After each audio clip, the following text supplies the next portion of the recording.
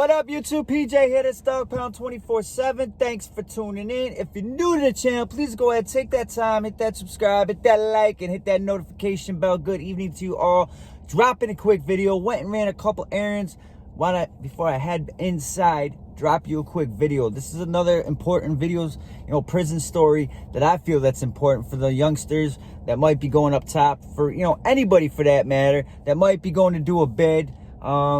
It's an eye-opener, all right? And it's kind of a sad story, and that kind of it is. Just picture you being your kid, son, daughter, whatever the case may be.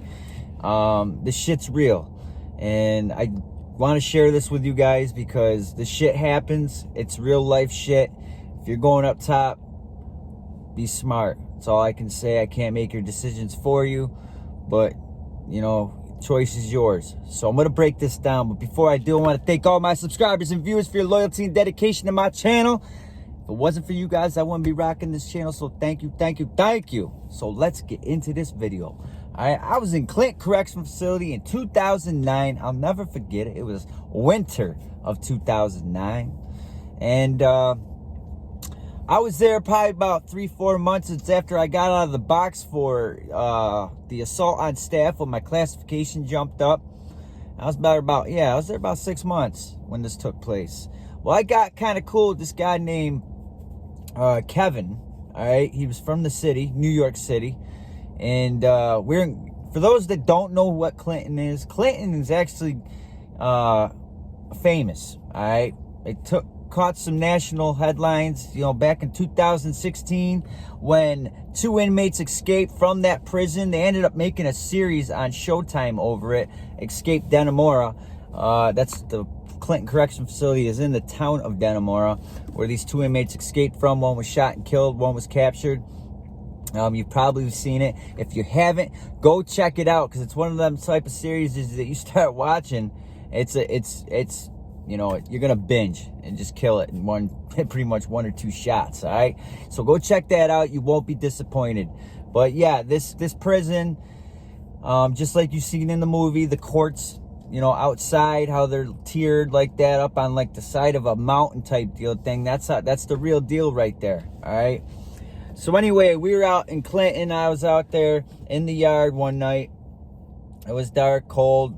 My boy Kevin got word that the dog food has landed on the yard. All right, dog food, for those that do not know, is heroin. All right, heroin. And my boy Kevin, he was a heroin addict. All right, but from the couple months that I was in that prison with him, he talked a real good game, wanted to change his life, had all these goals set for when he got out, because he was only doing a violation, so he was going home really soon. And he had everything lined up, talked a good game, he had a good family support, the whole 9. But he made a dumb decision. I don't know why he just gave in just like that, after all the things that he would tell me about wanting to change, never touching nothing, this, that again. But that's one thing addicts can't do. You cannot tell yourself, oh, I'm never going to touch that again, because you don't know what the future holds for you. If you're an addict, you do not know, repeat, what that future holds for you. Because let me tell you, you ever heard the old saying, one day at a time? Addicts, they have alcoholics, addicts, one day at a time. Because you do not know what a week from now brings you. Because you could be dead, you could be living on the end of that needle again, you could be doing a lot of different things. So it's one day at a time. But like I said, he talked this good game. And this particular night, he got word that dog food touchdown. He got happier than a pig and shit, let me tell you. Like, he was about to walk out them gates. Like, he was happy. You could tell he was, at first he didn't come right out and say, oh, I got to get me some of that, this, that. No, he didn't do that right off the rip, because he didn't want everybody thinking that he was full of shit, everything he's been saying. But I can read right through that bullshit, let me tell you, because he asked me after we left our little court there, and we started spinning the yard, walking the yard. And he's like, yo, would you do that shit? Would you? I'm like, nah, man. I honestly, nah. That's God's honest truth, what I said to him. Because, I was trying to change my ways. I wasn't trying to fuck around with drugs like that in prison. The most I ever did in prison was I smoked a lot of weed. That is my drug of choice that I did in prison through the 6 years that I did. Because I really honestly was trying to change my life and my ways. and leave all that other nonsense alone. So I told him, nah, I'm good. So he's like, yeah, fuck that, I ain't fucking with that. Well, long story short, about 2 or 3 days go by, I can see that he was, you know, not the same. Because, man, let me tell you something. This kid was up my ass 24/7, right? Shooting the shit nonstop, talking. And we were like, you know, that was my boy, you know, in prison. That was my boy. That was the dude that had my back type shit, and I had his. And just a couple days going by, he was not around so much. You know what I'm saying? Like, you could tell he was moving a little different because he was trying to make moves without me knowing, trying to get that dog food because he didn't have money coming in from the family like that. He had a little bit, but not much. And dog food in prison, that shit expensive. Let me tell you. All right, for like a street bag of dope, man, I don't even have nothing to show you what it looks like. But in prison, you're getting a jail bag, and you're paying a shit ton of money for a jail bag. I mean, it's different states, prisons, it's all different. $50, you're getting like a little bump. I ain't kidding. A couple match heads, like the size of a match head, a couple bumps, $50 jail bag. Dude's paying that. Well, when it came to time to go to commissary, all right, I noticed that he was buying a whole bunch of shit because we used to go to the store together. He'd go on the opposite week that I didn't go. And I told him, yo, we need this, that, and I usually give him a list, and he'll give me a list when I go, that vice versa. And he's like, yo, dog, I'm a little short this week. I don't know if I can get all this. So that set some, you know, red flags off. I knew he was fucking with it. I knew he was because a couple mornings later, I noticed we were in the mess hall eating breakfast. We went up for breakfast, and he was doing one of these, you know, faded, you know, just in and out, like type deal thing. He wasn't with it. He was faded, right? So I asked him, like, bro, you fucking with that dog food?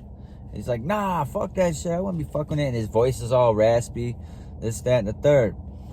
Well, listen, right there and then, I had to fall back, man. I fell back. I was still there, man. You know, he needed to talk to. I told him straight up, like, bro, I know you're bullshitting me. I know you're fucking with that. You can't bullshit a bullshit. So, yo, you fucking with that shit? Finally, he came to me by the end of the day, the night, and told me, yeah, dude, I'm fucking with it. I broke, man. I couldn't help it. I just, you know, I'm just doing it here in prison. Well, listen, dude didn't have money like that, let me tell you. Remember, I told you that. All right? Well, little did I know, because this dude stayed fucked up every day. Like, I'm not even kidding you. About 2 weeks almost. He stayed twisted every day. Caught a habit in prison. Caught a habit. So, he ends up running up a debt with dudes on the yard with this dog food, heroin, and he couldn't pay the bill. Because he thought his people were going to hook him up. So, I don't know what he was thinking. All right, I can't really tell you. But he thought his people were going to send him some money because he's something with his taxes. I don't know, his income taxes, tax refund, something like that he had coming in the next month or so, and a couple weeks he was going to pay it. Well, the shit never landed. All right, the shit never landed and hit his account. Something happened where they couldn't do it. I don't know. But he didn't get the money. Well, guess what? I was spinning the yard, and I knew because people came up to me and told me he's hot right now. He's hot. He got a green light on him. They're coming for that. Like, this shit ain't a joke. The reason why he's in a max, he's never been in a max before. He's always been in mediums. Reason why he was in a max, because he went to the box, went home from the box. So if you leave prison to go home, being released from the box, you're going to a max on a violation. Going straight to a max. So he's in a max. And these dudes have nothing to lose, most of them. Like 80% of these dudes that are in maxes are never seeing the light of day again. So we're spinning the yard. And I knew he was hot. And he came up to me. I was trying to avoid him. Because I don't want to be seen. I said, yo, bro, you got to fall back from me, man. You're hot. People are at you. I'm like, if I was you, bro, I'd get off this yard. Go back inside. Play your cell. And he wouldn't. He thought this shit was a joke. He thought he'd be able to talk his way out of it. Hell nah.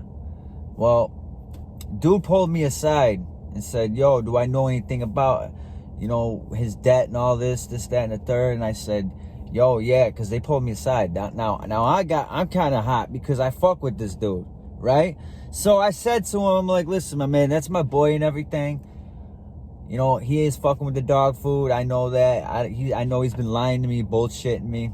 I asked, what's his debt? What's he owe you guys? This dude racked up a debt of $800.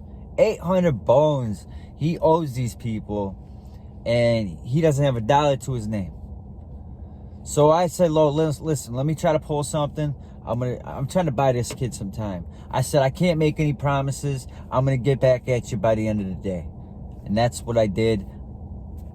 Listen, he said he called his people. They're sending a pink slip to get these people their money. Well, they're giving it 5 days. 5 days for that to land. Well, when that 5 days didn't come, guess what? He went out to the yard with another excuse, and they fucked his ass up. Cut his shit from ear.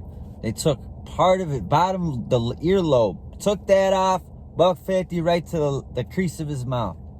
Sliced him open. I watched the whole damn thing. I couldn't believe the shit. Remember the last video I made where I seen dude get sliced up?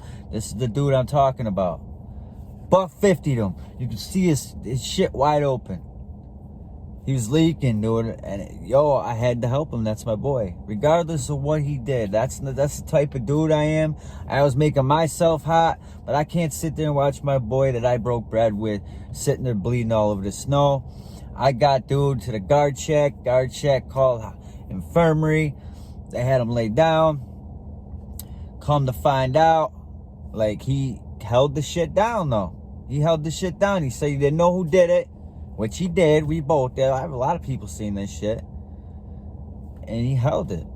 And he was back on GP. They think it, you know, he talked to the police telling them it was pretty much, you know, a somebody fucked up, you know, it was a botched hit.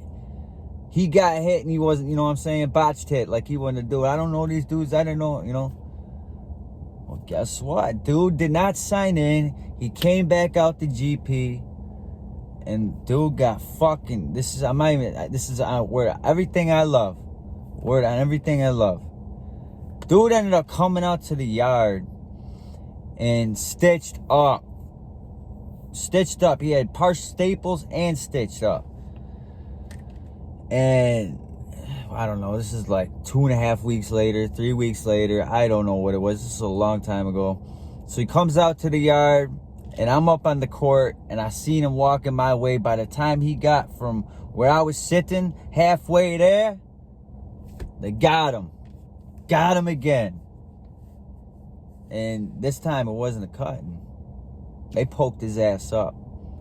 I must have seen this shit, like, I don't know, he got like 5 times poked up.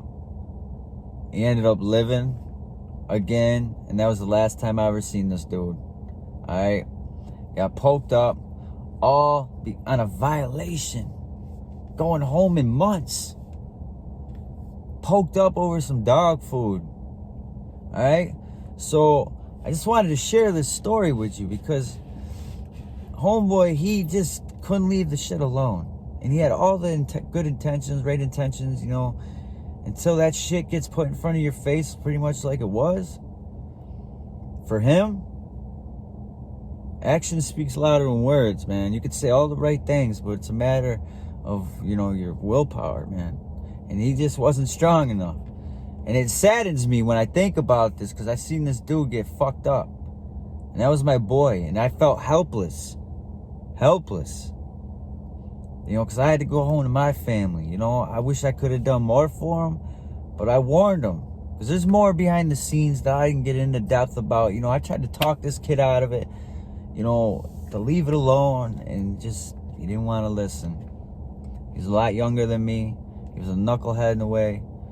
So if you're new and you're going to do a bid, stay off the dog food. Stay away from the shit, because if you catch a habit in prison, they got you.